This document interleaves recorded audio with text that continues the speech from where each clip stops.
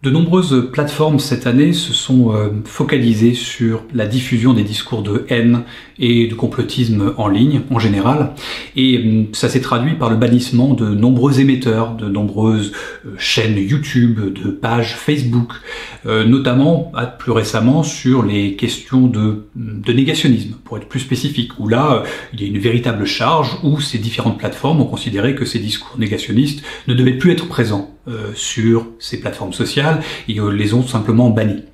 Alors, c'est un sujet compliqué parce qu'évidemment, on se pose tout de suite la question de savoir si on n'est pas en train de brider la liberté d'expression. Alors, il faut garder à l'esprit que ces plateformes sociales, ces plateformes sur lesquelles peuvent se répandre ces types de discours, notamment le négationnisme, sont des plateformes privées.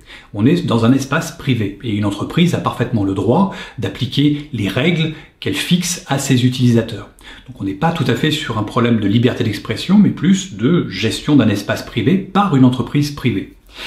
La deuxième chose, c'est que lorsqu'on bannit une grande chaîne YouTube complotiste, négationniste, par exemple, de YouTube ou de Facebook, si on les bannit, on leur interdit simplement un espace particulier. On ne les interdit pas de s'exprimer sur Internet. Ils peuvent parfaitement créer un blog, un site à côté et déverser leur bile toxique sur ces autres plateformes.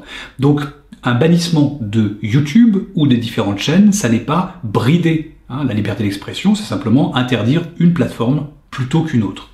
Ensuite, il y a quelque chose d'assez fondamental, il faut bien distinguer ce que les Américains présentent de façon assez claire, il faut différencier le freedom of speech du freedom of reach. C'est en gros, il faut différencier la liberté d'expression de la liberté de diffusion et de viralité. On peut empêcher quelqu'un de profiter de la visibilité, de la viralité de YouTube sans brider sa liberté d'expression, dans la mesure où lui peut exprimer, publier ses vidéos sur son propre blog. Donc il n'y a pas un droit inné à ce que tout le monde puisse bénéficier d'une viralité et d'une visibilité poussée et accélérée par des grandes plateformes.